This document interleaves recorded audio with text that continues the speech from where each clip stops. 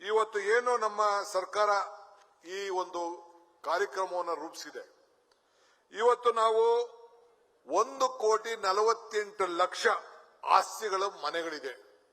ಇದರಲ್ಲಿ ನಾವು 53,000 ಅಷ್ಟು ನಾವು ಮಾಡಿದ್ದೇವೆ, 50 ಲಕ್ಷ ಅಷ್ಟು. ಇನ್ನ 95 ಲಕ್ಷ ಮನೆಗಳು ಇವತ್ತು ಉಳ್ಕೊಂಡಿದೆ. ನೀವೆಲ್ಲ ಬಾಪು ಸೇವಾ ಕೇಂದ್ರದಲ್ಲಿ ಇವತ್ತು ಮಾಡಿಕೊಳ್ಳಿಕ್ಕೆ ಒಂದು ಅವಕಾಶ ಇವತ್ತು ಒದಗಿಸಿಕೊಟ್ಟಿದೆ. ನಾನು ನಿಮ್ಮ ಎಲ್ಲರಿಗೂ ಕೂಡ ನಾನು ಅಭಿನಂದಿಸಬೇಕು.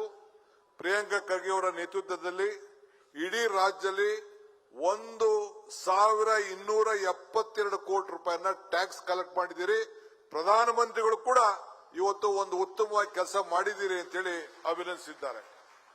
ರಾಜ್ಯದ ಸರ್ಕಾರವಾಗಿ ನಿಮಗೂ ಕೂಡ ಅಭಿನಂದಿಸಿ.